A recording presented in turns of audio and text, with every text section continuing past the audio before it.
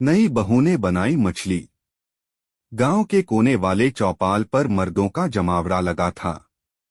आज पूरे गांव में चर्चा का विषय थी ठाकुर साहब के घर की नई बहू और उसकी बनाई मछली। ठाकुर साहब की नई बहू राधा पढ़ी लिखी और शहर से आई थी। गांव के माहौल और रस्मों रिवाजों से वह अभी पूरी तरह वाकिफ नहीं थी। शादी के बाद यह उसका पहला खाना बनाने का मौका था। सास ने बड़े गर्व से कहा, कल राधा मछली बनाएगी।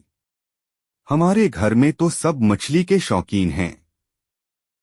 राधा ने अपनी पढ़ाई और शहरी जिंदगी में कभी मछली पकाने के बारे में सोचा भी नहीं था, लेकिन उसने अपनी सासू माँ की बात को मानते हुए अगले दिन मछली बनाने की ठानी। खाना बनाने की तैयारी।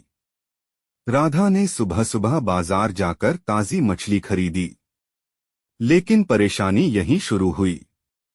मछली की सफाई कैसे करनी है ये उसे बिल्कुल समझ नहीं आया। उसने किताबों में पढ़ा था कि मछली की गंध को हटाने के लिए नींबू का इस्तेमाल किया जाता है। बस उसने नींबू, हल्दी और मसालों का भरपूर उपयोग किया। कढ़ाई में मसाले डाले तो पूरा घर महक उठा। सबको लगा कि आज कुछ बेहद स्वादिष्ट बनने वाला है। राधा ने पूरी लगन से मछली बनाई और थाली में सजाकर सबके सामने पेश की। चखने का वक्त पहला निवाला ठाकुर साहब ने लिया। उन्होंने मछली का स्वाद चखा और कुछ नहीं बोले।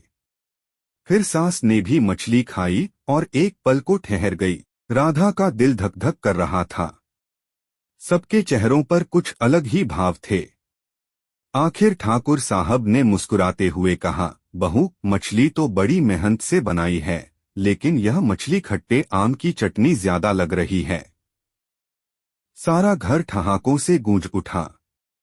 राधा की आंखें शर्म से झुक गईं, लेकिन उसने भी हंसते हुए जवाब दिया, थोड़ा एक्सपेरिमेंट हो गया, अगली बार यह गलती नहीं होगी। नई शुरुआत। उस दिन से राधा ने गांव के लोगों से खाना बनाने की नई नई तरकीबें सीखना शुरू कर दिया।